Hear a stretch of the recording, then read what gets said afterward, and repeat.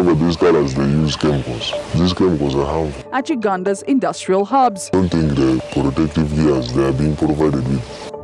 Gulu City's last lap. No money should be given without the receipt.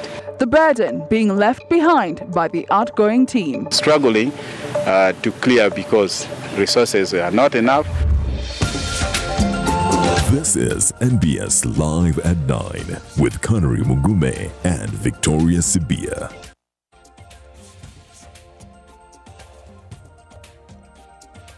Welcome to NBS Live at 9. On to our top story tonight. President Yoweri Museveni has stated that the government investment in development programs under the parish development model will be magic bullet for shielding small businesses from high-interest financial institutions. While presiding over the International Labour Day celebrations at Nkoyoyo Primary School in Matale Village, Buikwe District, President Museveni urged young people to prioritize highly practical study courses to promote job creation and fight unemployment. On arrival, the chief guest, Yoweri Museveni, was welcomed by various government dignitaries and later inspected a guard of honor mounted by different security agencies. In his address, Museveni urged the people of Buikwe and Ugandans at large to avoid high-interest financial institutions which have led to the collapse of many small businesses due to failure to repay debts. He appealed to them to utilize the parish development model through which the government plans to increase funding to 200 million shillings per parish, up from 100 million previously.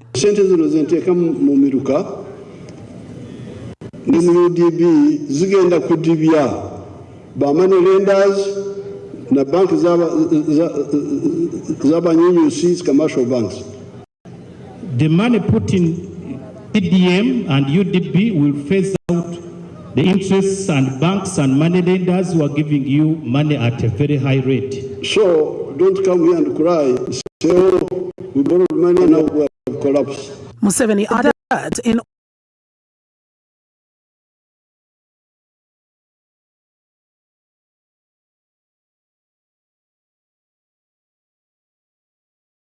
to construct low-cost houses alongside industrial hubs. I want to make sure that we make it part of our policy that industrial hub, we must get land nearby. Maybe the investor himself, who can get other people to invest in that land provided by the government. Investors to build low-cost houses. And if we don't get these people, I will get National Housing Corporation to start doing it if we don't get private people to do it. The president also warned young people against enrolling in largely theoretical courses, stating that such programs only enrich learners with knowledge, but leave them lacking the practical skills needed to create jobs.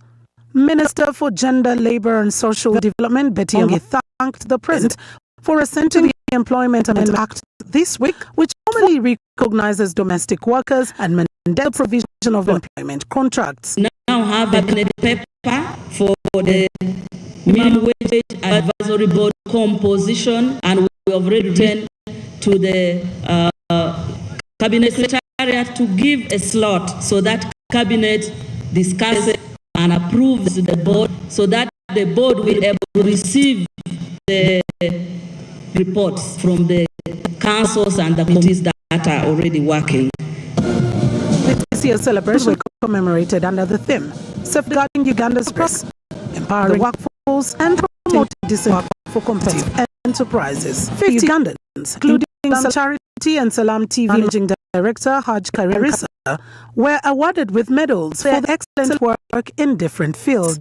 Being recognized by His Excellency the President, on this day, you feel so delighted being appreciated by the Fountain of Honor, the President of this county. This motivates me and especially people behind me and those in the front. As Uganda marks Labour Day, the reality for some workers in Karamoja tells a painful story of survival.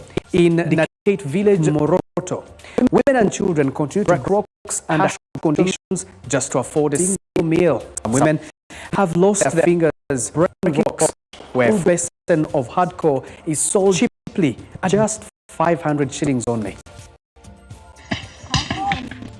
a village, Labor Day is a celebration. It is another day of survival. Women here spend hours under the scorching sun, breaking rocks with their bare hands, often on empty stomachs.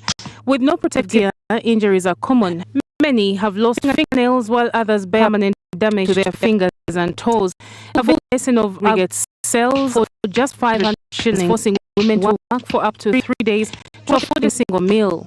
Because of anger, because of sickness, sometimes also disturbance. That's why when getting because we have to get food. We found Teresa Nabur working alongside her elderly husband Paul Lagono and their 3-year-old child. The family says they have not had a sufficient meal in the last 3 weeks.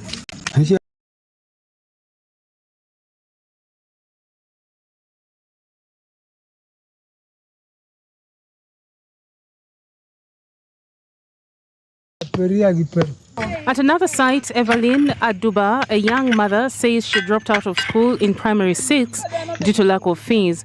She now breaks rocks to support her child. I stopped in primary 6 and there is no one who was paying me the school fees. Children are also part of the workforce. We found Lumo Emmanuel, who had just returned from school for holiday, helping his mother break rocks. Human rights activists warn that child labor remains widespread in mining communities across the Karamoja sub-region. They say addressing the problem requires more than enforcement, but also provision of alternative livelihoods for vulnerable families. How do we help these children who are breadwinners in their families?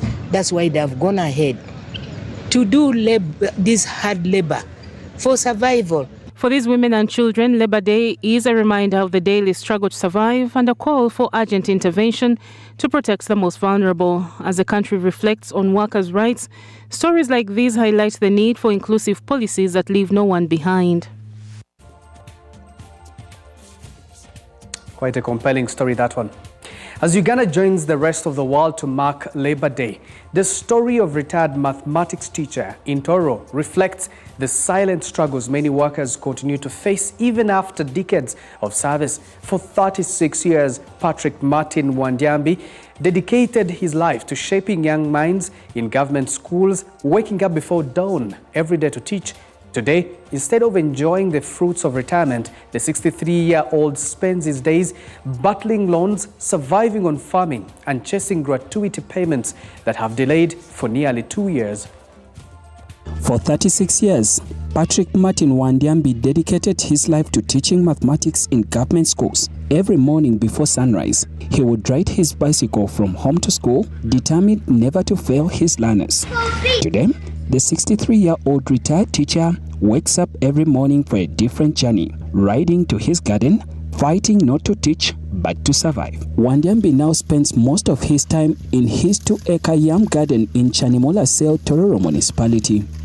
To him, farming has become his only source of hope after retirement. I'm getting some good money that is supporting me now. Right now, like last year, I sold my uni, one garden I got 1.2 M. Last March, this very year, that was last year in August, this year in March, I harvested. I got my 1.3. Wandiambi joined the teaching profession in 1988 and spent more than 3 decades as a classroom teacher at Chisoko Boys Primary School in Tororo District. He says his teaching profession demanded total sacrifice, leaving him with little opportunity to engage in other income-generating activities like he does today. You know, I was time conscious. I was meant to be the class teacher P7. I was meant to be the head of mathematics. I was meant to be the compound master. So you find all the time I'm moving very early. The father of 5 says that life was difficult for government teachers at the time. Despite earning low salaries, teachers were restricted from engaging in private work to supplement their income. He painfully recalls the struggle of educating his children. You got a loan for you got 3 million. But anything somewhere, you are now squeezed somewhere. So, but now, I will spend for, because you're going to spend like 3 years. But reaching 1.5 years, you say, no, I'm bad off. Let me go for a top-up. When retirement finally came in April 2024, Wandiambi believed his gratuity would become a turning point for his family. From the expected 29 million shillings, he planned to invest in poultry, buy a dairy cow and expand his yam farming project. 2 years later, the money has never come. This gratuity would work as my PDM. Because it would now support me do ABCD. But PDM is not seen. Wandiambi still uses his meager monthly pension of 300,000 shillings to service his bank loans. The retired mathematics teacher says frustration and desperation have pushed him into spending nearly 2 million shillings while following up on his gratuity payments. He claims that whatever he sought to help from the district officials to speed up the process, he was asked for money. I've spent over something like 1.8 million. Even coming to 2 million. Someone comes, no, Ali, you see, I'm going to help you. But you end up you see, you wait. What hurts Wandiambi the most, however, is watching teachers who retired after him already receive gratuity while he continues to wait. I had a friend who completed last year in January. But you got money in July. A section of district leaders acknowledge Wandiambi's struggles, saying he is not alone facing such a challenge. They reveal that some district workers were recently interdicted over alleged irregularities in handling gratuity payments. Other people were not just paid because of the fights which are in office. The staffs within Human Resource Department are fighting their own war. We have made arrests. We have also recommended interdiction of some of these personnel who are negligent on their duties, so action is being taken. After decades spent shaping young minds in the classroom, Martin Wandiambi now spends his retirement battling uncertainty. From him, farming remains the only lifeline as he awaits for the benefits he believes he earned through years of dedicated service.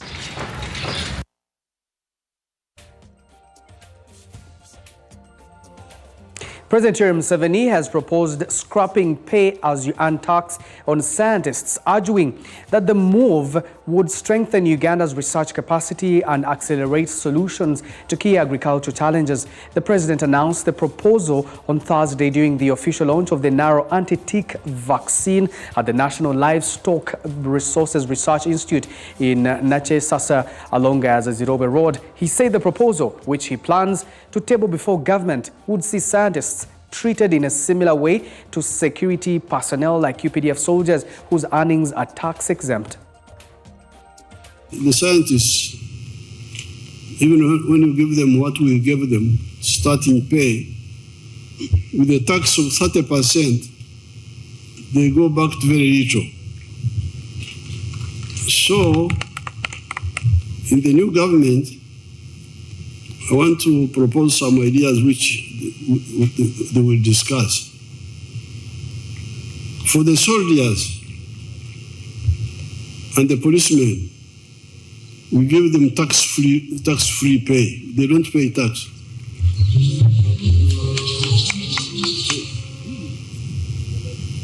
You Ugandans, if you really want your economy, your agriculture to stabilize, your economy to stabilize, these scientists, what if we treat them as soldiers and we said, okay,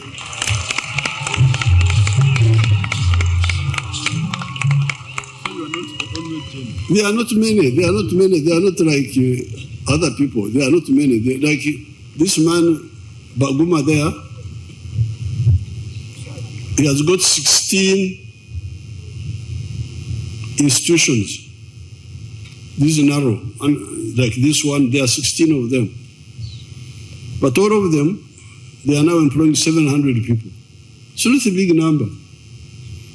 What if we said, you, because you are doing a special job, the little you have got, don't tax exempt.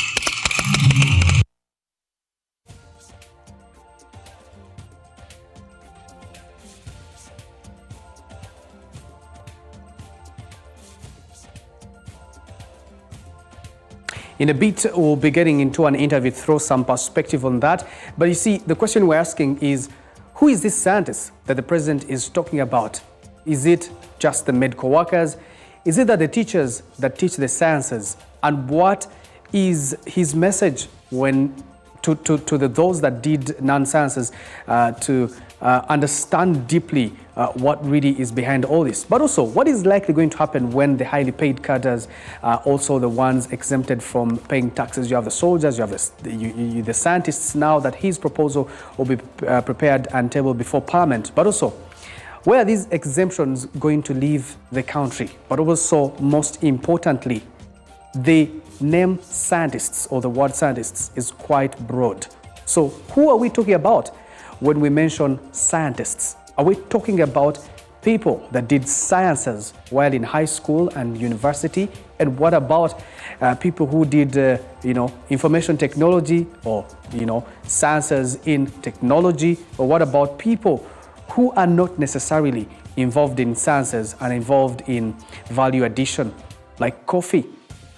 And they're using machines that do require science to be able to do that. Now, joining us on the show is Dr. Ekwaru Obuku. He's a former president of the Uganda Medical Association, and he's quite having an interesting cape right there, KB at 70. Doctor, many thanks for joining us this evening.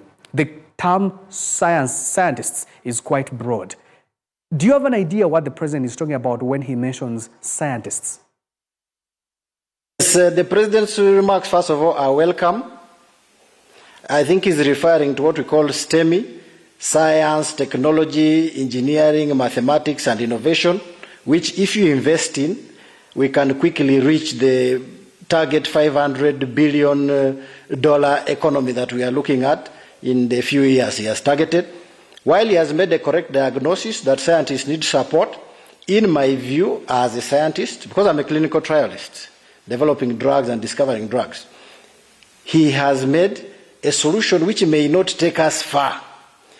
Scientists right now, what they need is one, numbers. We need to invest in numbers. We need to invest in more than 10,000 PhDs every year. And many of those should be discovery work.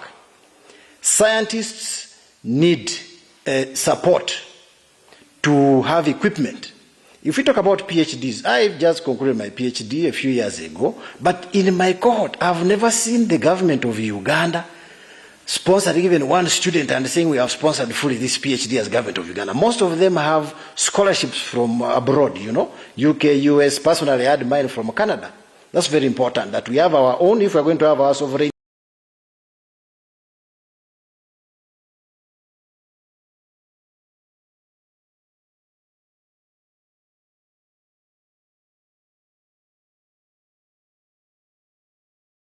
Money. Who is getting the money? Magola, the coffee man. Those are not scientists. Those are businessmen talking good language. Scientists don't know how to talk. Give them equipment. The third thing that scientists need, I put some notes here, is create employment for them. Make it attractive. It is not helpful to say that scientists, when they have no jobs. All right, Doctor, I want to come in here and try to understand. When we talk about scientists, for example, you just said that Day Biopharma is not a scientist, is an entrepreneur, is a businessman. Now, what is the proper definition of a scientist? Also, once we get the proper definition of who a scientist is, do they need to be tax exempt like the UPDF soldiers are, like the judges are? Yes, you can tax exempt, okay? But who is a scientist first? An engineer, for instance. They can be mechanical, civil engineer. Those who built that bridge in Jinja, that very nice, wonderful bridge, those are scientists. They can be basic scientists like immunologists who will discover vaccines, virologists who study viruses. For example, at the UVRI there, okay? They studied COVID, they developed diagnostics and so on, okay? They can be actually medics, for instance, who give service delivery and discover a better method of, for example, treating blood pressure. And they are needed in the value chain. When you discover, for example, a vaccine, they are the ones to test it in humans.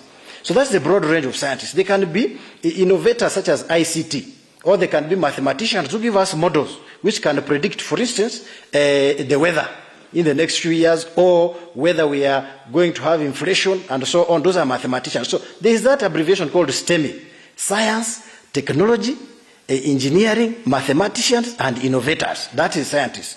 As to whether the incentive will make a change. And I want to practically understand, for example, when you talk about scientists and them being tax exempt, what will it do to the other people who are doing non-sciences?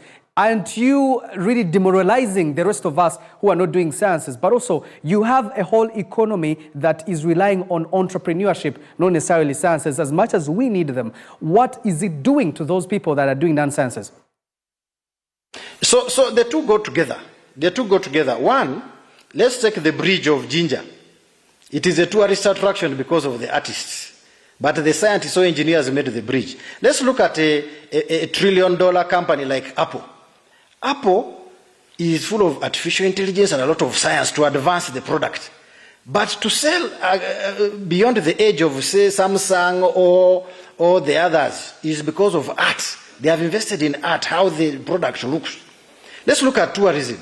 We have vets, we have agriculturalists who take care of the animals in the park and the plants there in the park. But the artists are the ones who market tourism.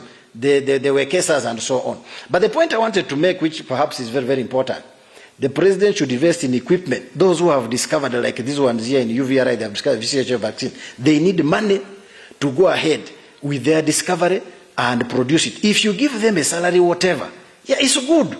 But they will just take salary and buy better cars. Yet they need money to actually advance their equipment. The president can set up grants, not only through Makerere University, but through NARO. You have seen NARO, they have discovered this vaccine for ticks. Uganda National Health Research Organization can have grants to give scientists independently. Government, I can see your point that perhaps maybe we need to invest in STEM. If it is science, technology, innovation, mathematics. I did IT, information in technology. It should be a science. I'm doing journalism. I don't know where I should be counted. Well, that's Dr. Ekwaru Buku. He's the former president of the Uganda Medical Association. Just finished his PhD and is a medical doctor. Now, let's take a look at your opinion on our feedback question. Feedback brought to you by. They are designed to support your growth. Visit absa.co.ug for personal loans that help where it matters. ABSA, your story matters.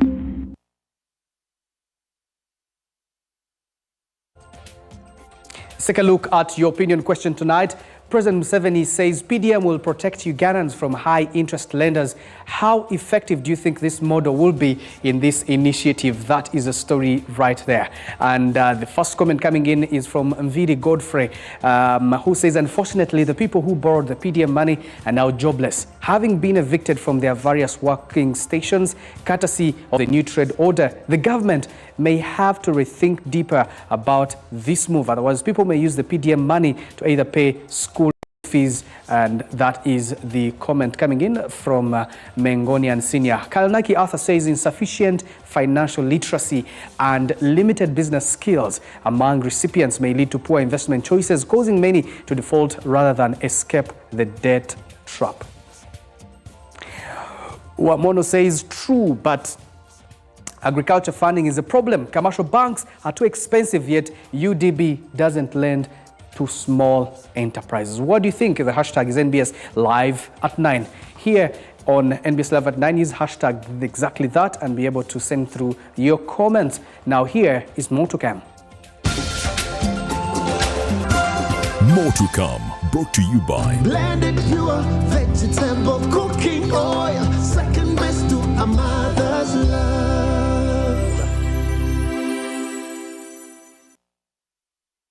Government is on the roll of deporting 169 illegal migrants arrested during an intelligence-led operation by the Ministry of Internal Affairs in Uganda, and that happened on Monday night. We get to that story and much more when we get from the break, and this is actually going to go all the way until next week, just that there are limited flights. But let's tell you about that story and much more when we return from this break. This is it.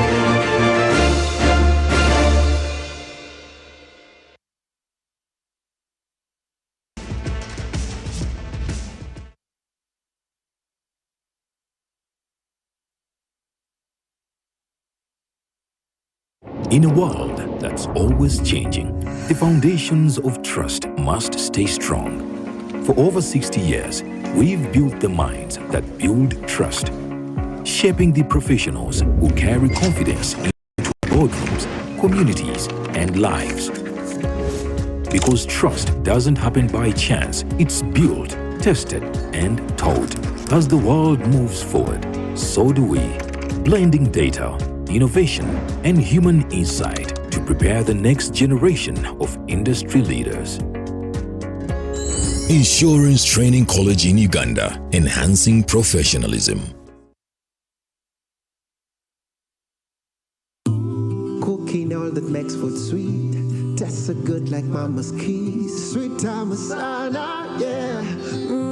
Stir God, it's the oil you cooking oil for a tasty meal to live a healthy, happy life. Stir God, refined, fortified, blended pure vegetable cooking oil, second best to a mother's love.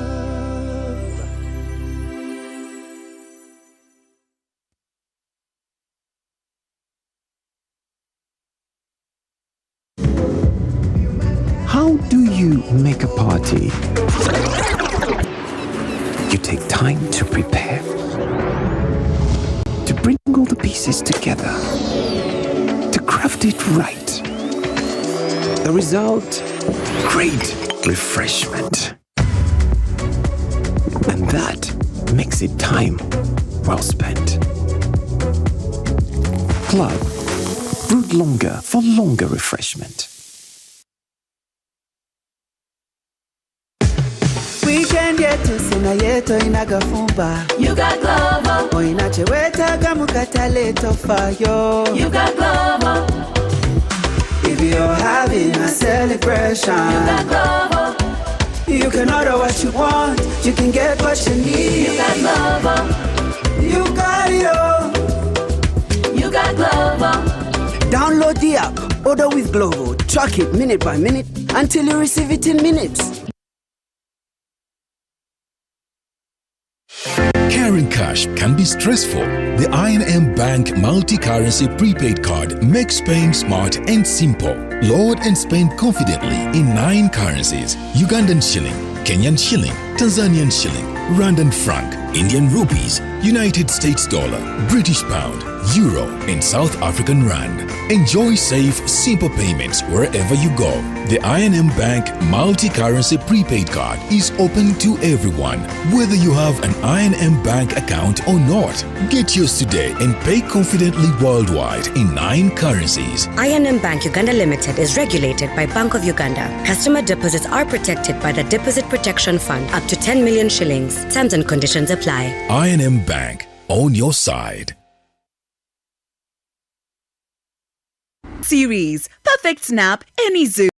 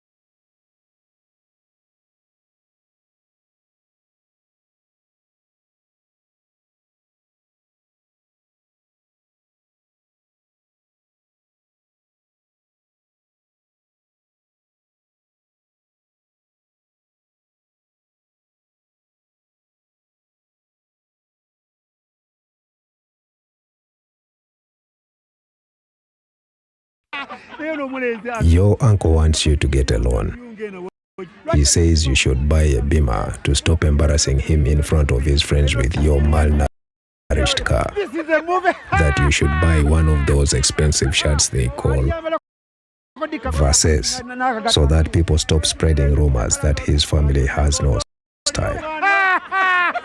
That you need an iPhone because he's tired of biting his tongue whenever he tries to pronounce that funny thing you're holding. Good thing you've got ABSA. Our loans are not designed for others to change what they say about you. They are designed to support your growth. Visit absa.co.ug for personal loans that help where it matters. ABSA, your story matters. If luxury had a face, would it wear diamonds or a knowing smile? The kind that says, yes, this was made for me. If luxury had a voice, it would sound like choice. The quiet confidence of, me, I want it like this. And the joy of seeing it exactly like that. If luxury had a face, maybe it would look like home. Maybe it would look like you. From Milan to Kampala, luxury is here. Luxury has arrived.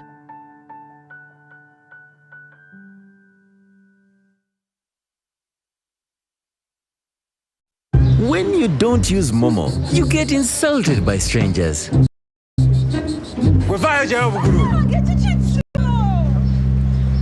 Save yourself from insults. Use the Momo app or dial *165*3# to pay and enjoy zero charges below 5K. That's the power of Momo.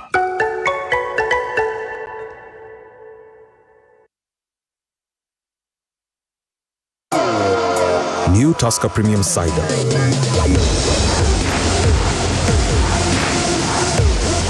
Crisp, delicious apples, crushed and blended to create a unique taste explosion.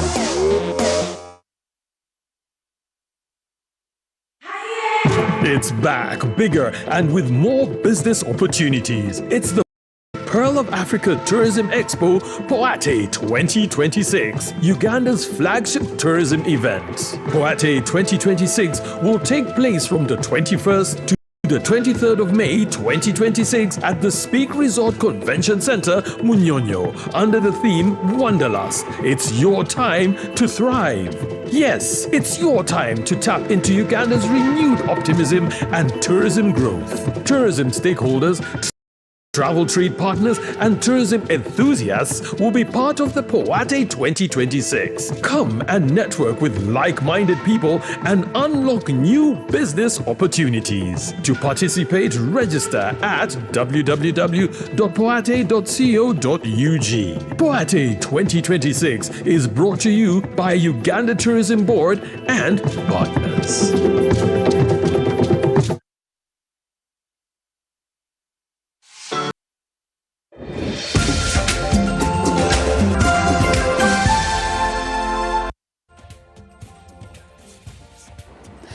Welcome back. Now, President Yoweri Museveni has over time been actively commissioning new factories and industrial parks across Uganda throughout the past years to accelerate industrialization, boost local production, and create jobs. Many factory workers are hired on a casual basis, often lacking written contracts, lack proper protective equipment, and have poor safety measures. A significant number of workers are exposed to dust, dangerous machinery, and chemical fumes. Along Njeru-Kayunga Road is Victoria Group of Companies, a conglomeration of over 10 companies dealing in different items, including tiles, solar batteries, tires, and sugar, among others. The group is changing lives here. So we have more than 10,000 workers, and they are managed individually in the different companies. And I can tell you, if you visit Jinja or the Njeru-Kayunga Road, you'll find that our group employs the biggest number of youth, not only for the casuals, but also the skilled. We have the skilled workforce and we have the casual workforce. So when you look at the numbers, you'll realize that we are really offering employment to very many people. According to April 2026 Uganda Bureau of Statistics Labour Market Survey report, Uganda's national unemployment rate is around 12.2%. While official figures remain around this mark, underutilization in the job market is a major challenge, with reports indicating high rates of underemployment and a significant portion of the population working in the informal sector. While national figures suggest relatively low unemployment, the reality for young people is markedly different, with youth unemployment exceeding 16% among those aged 18 to 30, while nearly 43% of those aged 15 to 24 are not in employment, education, or training. This is Gold Star Batteries, a factory assembling solar batteries and its accessories. Operational business.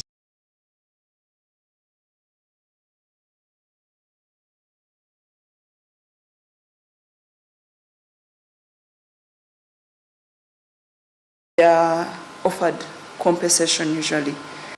Elizabeth Mbeza is the spokesperson and human resource manager for Victoria Group of Companies. Her perspective of affairs within the group paints a semblance of a perfect affair of operations in the factories. We embarked on a journey to look beyond a public relations lens and look deeply into the safety of workers, payments, and work conditions in these factories.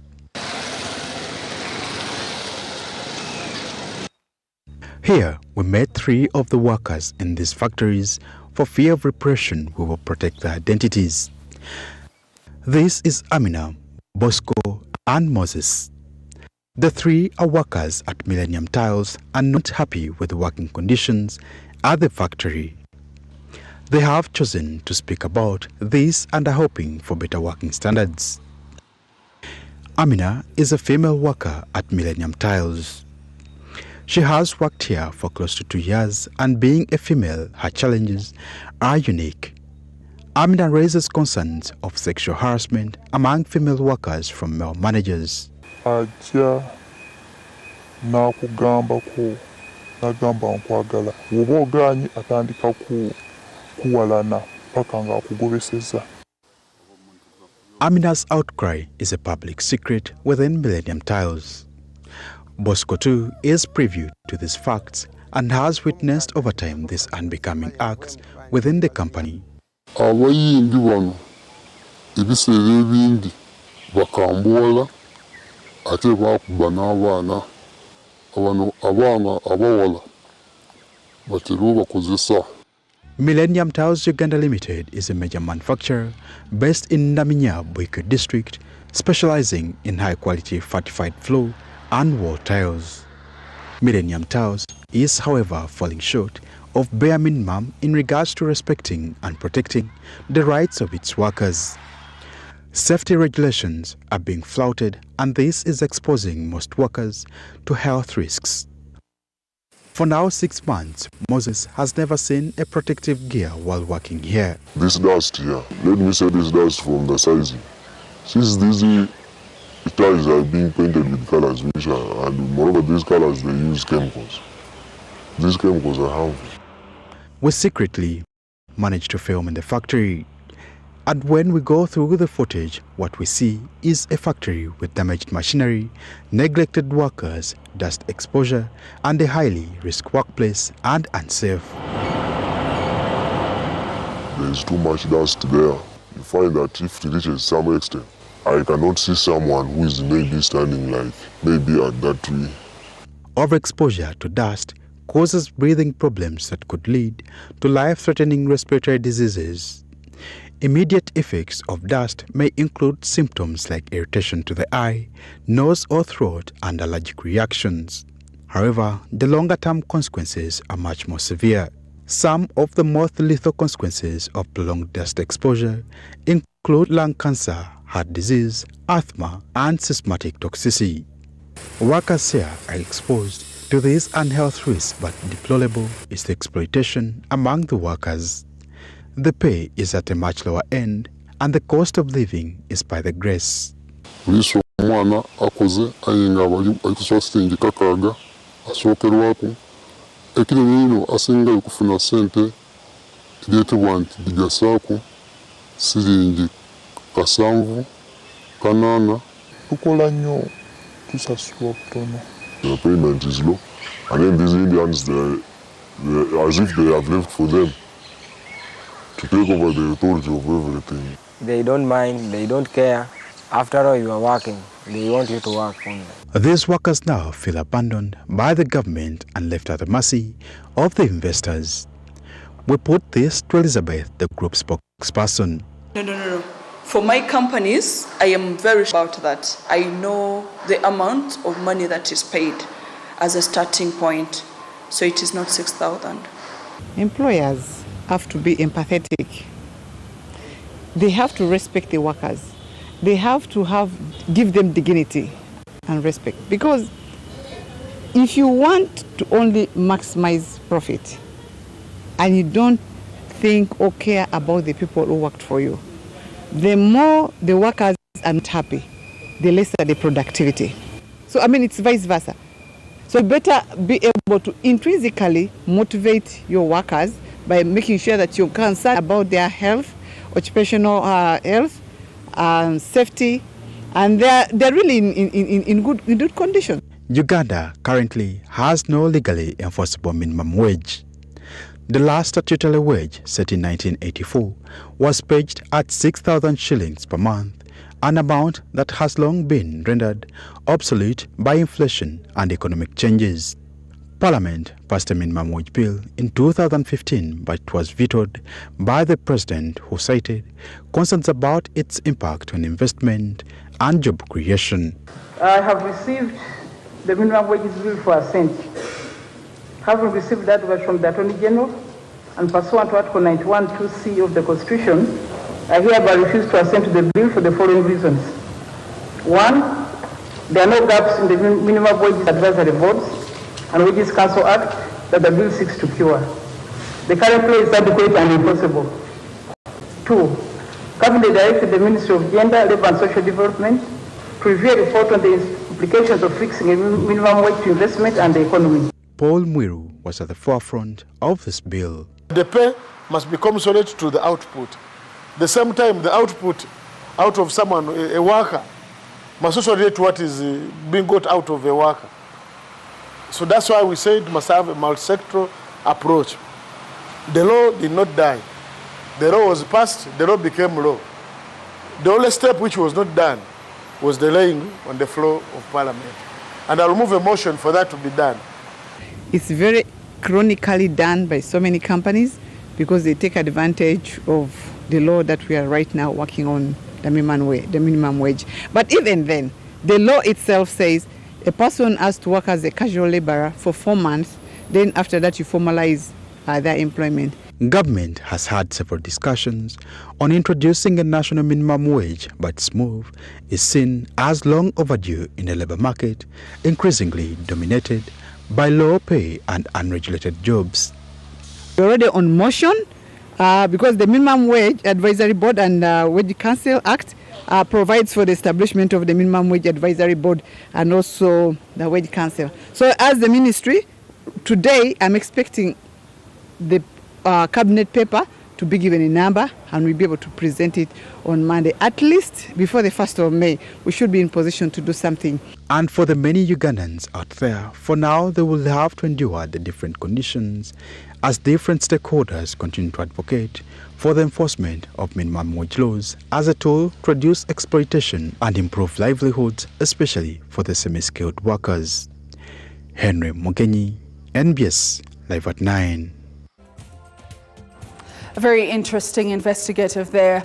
Now, moving on, MTN Uganda, in partnership with Maendeleo Foundation and her Worth Foundation, have graduated over 200 youth in Amuru District digital education. Now, the 10 days digital education training was focused on digital skilling usage, and the winners were awarded laptops and MiFi. Over 200 young men and women have received certificate of training in digital education in Amur district. The 10-day training saw youth participate in digital quiz game. I'm so glad for this training that has been brought in our community. The training was perfect, though it was within the short duration, but at least we were able to pick up something that would help us. I am one of the winners. I managed to be number one out of all the participants. As Howard Foundation, we mobilized for this activity in Atiak Technical Institute for the community around and within Atiak.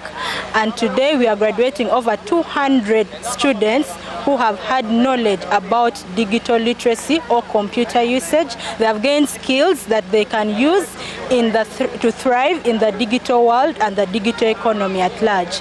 MTN says this is part of social responsibility and community give back to youth to prepare them for digital alignments. But what we are witnessing today goes far beyond training.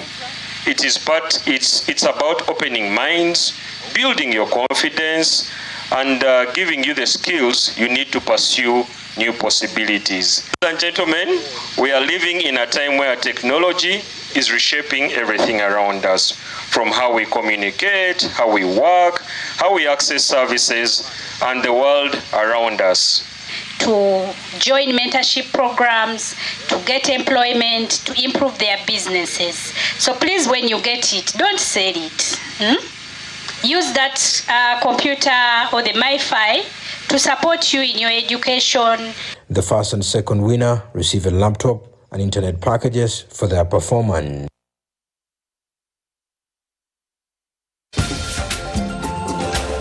Business Pulse, brought to you by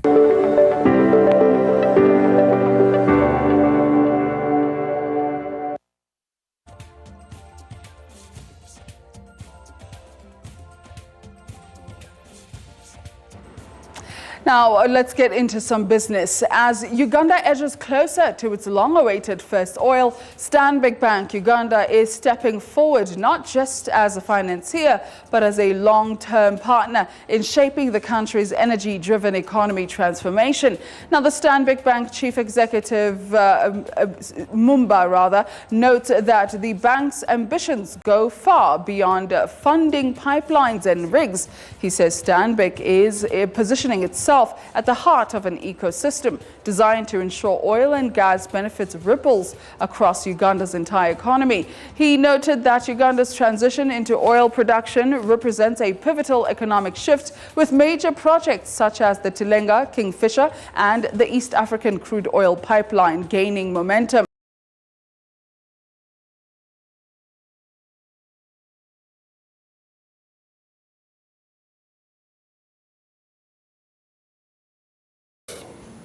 In practical and tangible terms.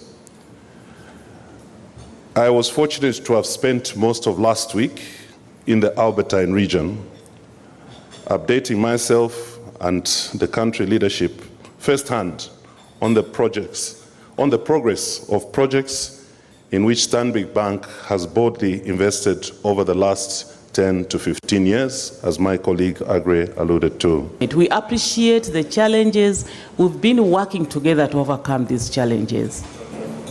Sitting there and listening to Stanbic Bank speaking, even giving more commitments, it's uhuru for me, because I know where we are coming from, where banks were shying away because of the noise that had been done, sounded by those who lacked information. They were ignorant about what we were doing. So they were moving around, with their fake stories. The crude oil pipeline is going to disorganize 230 rivers in East Africa. The fauna and flora will go.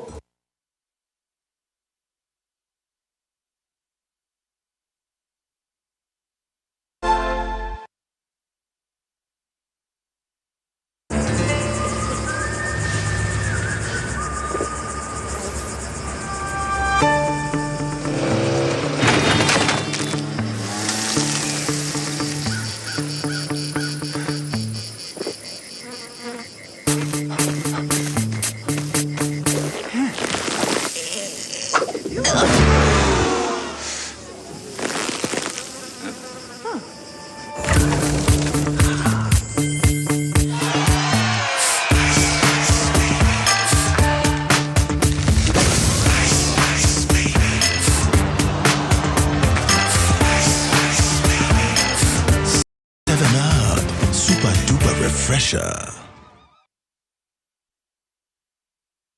Hey, travelers! Are you a family gearing up for that big vacation, a hustler working abroad coming home, or your squad chasing sunsets and passport stamps? It's time you lock in. Say goodbye to long airport queues, shocking roaming bills, and the stress of hunting for local SIM cards, because now you can travel like a local. Stay connected in over 180 countries. Just scan, tap, and boom! Instant data the moment you reach your destination. Get your Rogue Travel eSIM today at travel.roguetelcom.co.ug. Contact us on 020-5000123.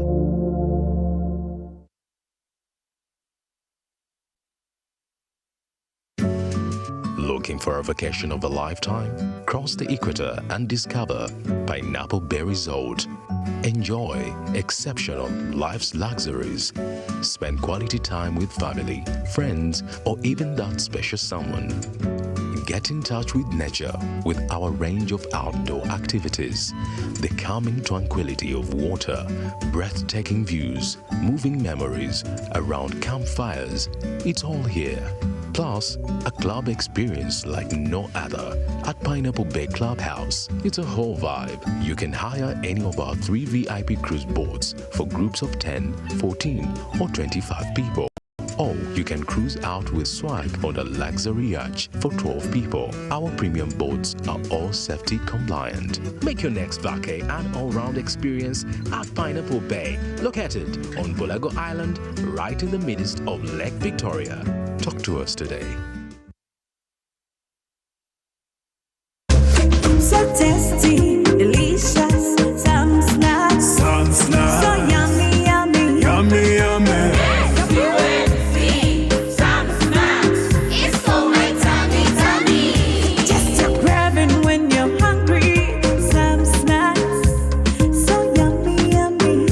Boy and girl, come here, so Uncle Son's got you. May have some snacks for you. Your man, papa, your granny and your pick.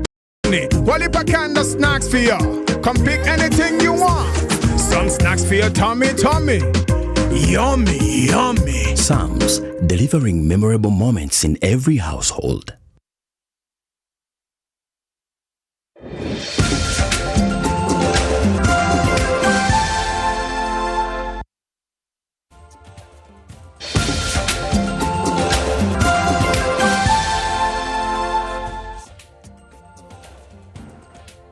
Well, we're going to get into our social spotlight this evening just before we let you go and see what our top leaders have actually been saying. Let's start it off with the president. Today, I joined Ugandans at Nkoyoyo Boarding Primary School grounds in Matale Buikwe district to celebrate the International Labour Day. I told the people that unemployment is not due to lack of jobs, but wrong choices and lack of focus. Many of the Bazukulu are studying courses that are not aligned to the job market. I have guided the Ministry of Education to provide clear direction so learners choose relevant fields, and we shall take it up. I would also advise those who have done such irrelevant courses to go for retooling. That's what the president is saying this particular Labour What course did you do? Day.